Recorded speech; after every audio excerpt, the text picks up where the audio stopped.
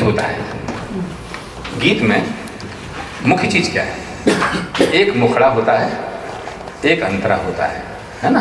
आप उपमाएं ढूंढते हैं, आप सिंबल्स ढूंढते हैं, आप प्रतीक बिंब ढूंढते हैं, तो बिंब, प्रतीक और ये जो सिमरीज है, उपमाएं हैं, इसी से कविता बनती है। बिना से कविता है नहीं, स्टेटमेंट है सीधा सीधा।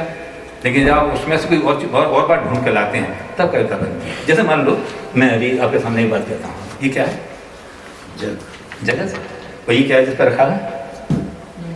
मेज। मैंने ये कहा कि मेज पर एक जग रखा हुआ है, क्या ये कविता हुई? देखिए मैं से कविता बना देता हूँ, अभी हाथ के हाथ ही। देखिए ये तरलता भी कोई आधार चाहती है। सॉरी, फिर से कहिए।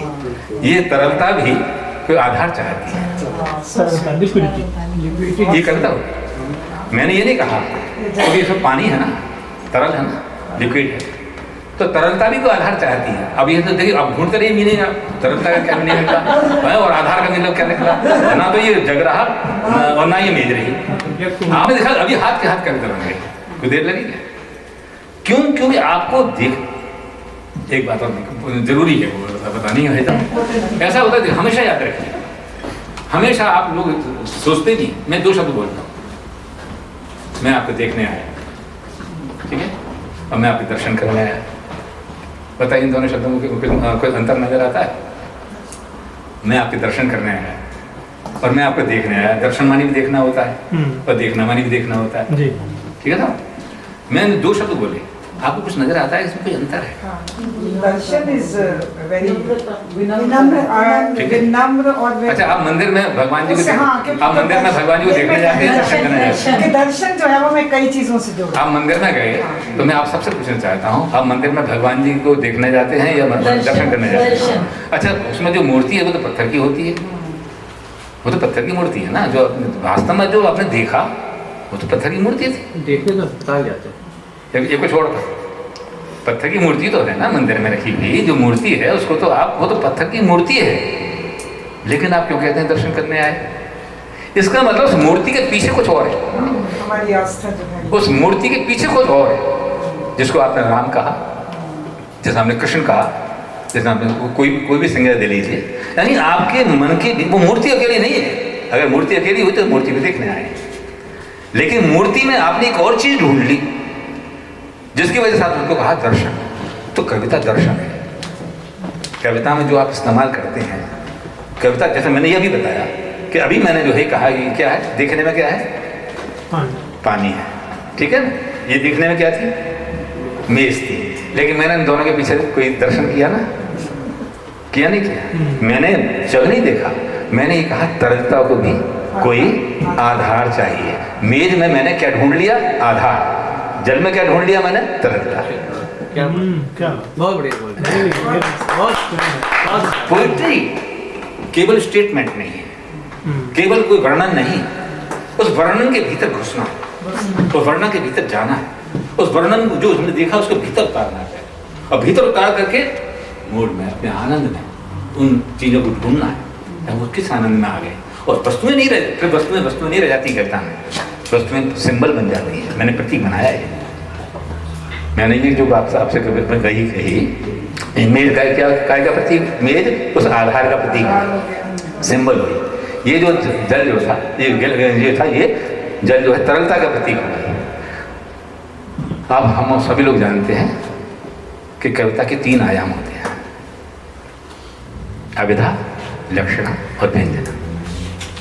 सर्वश्रेष्ठ कविता वो होती है जो व्यंजना की होती है। कविता की जो हाइट होती है वो अभिधा से चल करके व्यंजना तक आती है। जो बड़ी कविताएं होती हैं, महान कविताएं होती हैं, महाकवि जैसे आप कहते हैं, तुलसीदास जी बड़े क्यों हैं, या तुलसीदास जी बड़े क्यों हैं, जिनको बड़ा कवि कहते हैं। कवि तो सभी हैं, छोटे बड़े भी तो होते हैं ना। तो जो छोटे बड़े कवि की संज्ञा हम और आप लोग देते हैं वो इनकी वजह से देते हैं। अभिधा का मतलब स्टेटमेंट, सीधा सीधा। जैसे मैं भी समझाता हूँ, मान लीजिए किसी व्यक्ति को, मुझे कहना है कि आप लोग कह रहे हैं कि मैं मूर्ख है, मतलब मुझे आप मूर्ख बताना चाहते हैं, तो आप वो कौन कौन से तरीके से बता सकते हैं मुझे मूर्ख? पहले तो विधान कह देंगे आप मूर्ख हैं। आप मूर्ख हैं, जो हूँ, जो वास्तव में मैं हूँ, है ना साहब? तो हमने आपने मुझे कहा कि आप मूर्ख हैं, तो ये आपने सीधा स्टेटमेंट जो आप चाहते थे वो कह दिया आपने, सीधा सीधा कहने को कहते हैं अभिधा। लेकिन आप मुझे यही बात और दोबारा कहना चाहते हैं तो एक तरीका और भी है मेरे पास। आप बिल्कुल आप गधे हैं, आप उल्लू हैं, क्या साहब ये भी तरीका हुआ ना, बात वही निकली। अर्थ जो है अभिधा का ही निकलेगा, अर्थ दूसरा नहीं निकलेगा, अर्थ अभिधा वाला ही जाएगा। अर्थ अभिधा जो है अर्थ नहीं छोड़ती अपनी, है ना। लेकिन आपको कहने का तरीका दूसरा हो गया। हमने कहा कि मुझे आपने कहा कि आप मूर्ख हैं, ये अभिधा हुई। आपने कहा कि आप उल्लू हैं, आप गधे हैं, तो ये क्या वास्तव में गधा हूँ? नहीं हूँ क्या? अच्छा उल्लू के पंख हैं, जोड़ जाऊँ? हूँ क्या? ना तो मैं उल्लू हूँ, वास्तव में मैं मनुष्य हूँ, मेरे हाथ पाँव हैं, आपकी तरह से हूँ मैं। लेकिन आपने मुझे क्या बता दिया? उल्लू बता दिया। आपने मुझे गधा बता दिया, जो मैं नहीं हूँ, जो मैं इंसान हूँ, मनुष्य हूँ, गधा और उल्लू नहीं हूँ। लेकिन आपने उल्लू के परंपरागत तरीके से बेवकूफ कहा जाता रहा है, उल्लू को परंपरागत तरीके से आप गधे को बेवकूफ बताते रहे हैं, इसलिए हमने सीधे सीधे बेवकूफ ना कहकर दूसरा तरीका अपनाया, इसे हम लक्षण कहते हैं। यानी मुझमें गधे के लक्षण है, यानी मुझमें उल्लू के लक्षण है, अर्थ वही निकला। दूसरा तरीका ये हुआ तो कविता और बड़ी हो गई। अगर हमने अभिधा में कहा तो कविता नीचा ही पर है, जब हम उसके ऊपर आए थोड़ा रक्षणा में कहा तो कविता और ऊंची उठ गई, उसका स्तर और ऊंचा हो गया।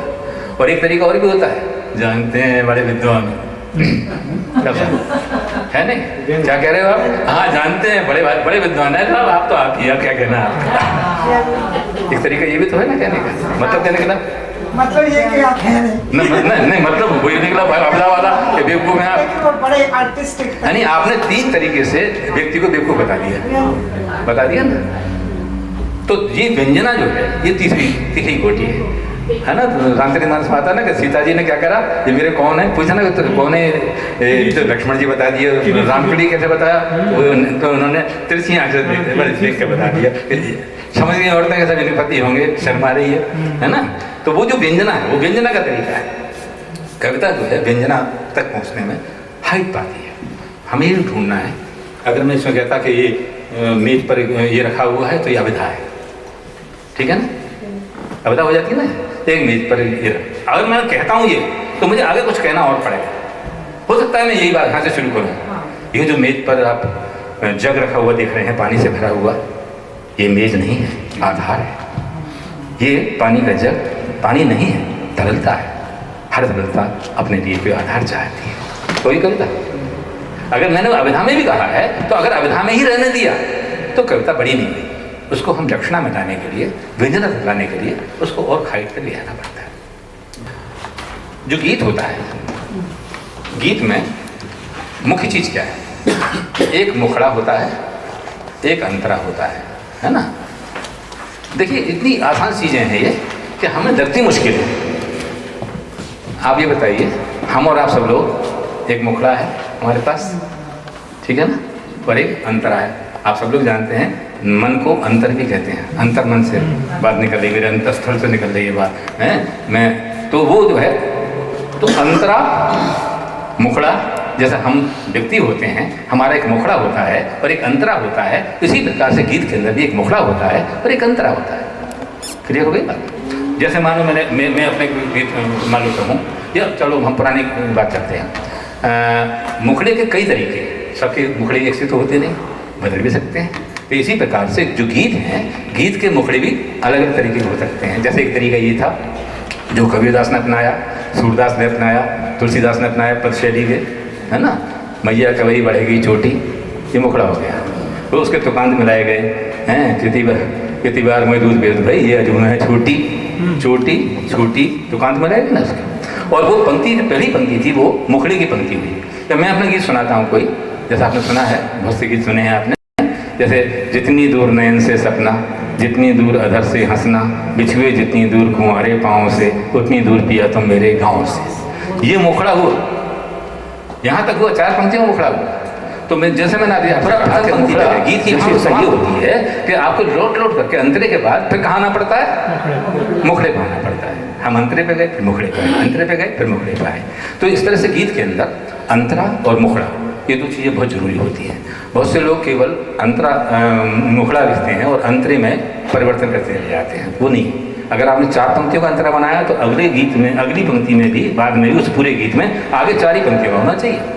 मात्राएं वही होनी चाहिए जो आपने पहले अंतरे में रखी है। ऐसा नहीं कर सकते आप कि पहले अंतरे में कुछ और मात्राएं रख दी और दूसरे अंतरे में आपने कोई और मात्राएं रख दी। ये मैं गीत की फॉर्म के बारे में बता रहा हूँ, संरचना के बारे में बता रहा हूँ। तुकांत भी मिलने जरूरी होते हैं, जैसे काफी कहते हैं, उनका मिलना ही बहुत जरूरी होता है गीतों में। और सबसे बड़ी बात जो है गीत में ये होती है कि गीत में कोई एक ही विचार बिंदु होता है जिसको आप फैलाते हैं दूर तक। गजल में और गीत में ये फर्क है।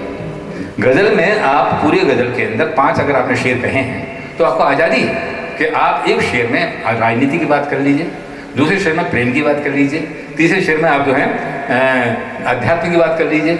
आपको छूट है, आपका दोष नहीं माना जाएगा।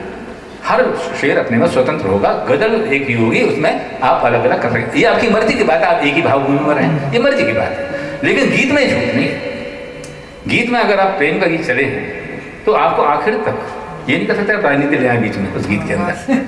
प्रेम का गीत है तो वो आखिर तक प्रेम का गीत ही हो। नदी बोली समंदर से मैं तेरे पास आई हूँ, तो वहाँ से चले तो समुद्र से जाके मिली है, जब तक वो पूरा का पूरा कंसेप्ट वहाँ से लेकर वहाँ तक एक ही है, एक ही धारा में आपको बहना पड़ेगा। आप उससे बच नहीं सकते, किसी एक छंद में आप दूसरा भाव नहीं ला सकते। तो गीत जैसे होता है पानी है, पानी के ऊपर आपने कोई तेल की बूंद टपका दी तो वो पूरे पर फैल जाता है ना, एक बूंद सारे पानी में फैल जाती है।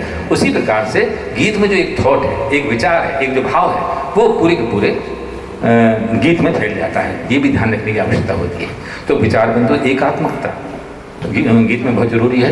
तन्मयता बहुत जरूरी है, बिना तन्मयता के गीत निकलता नहीं, तन्मय होना पड़ता है, एक ही विचार बिंदु बनाना पड़ता है। इस प्रकार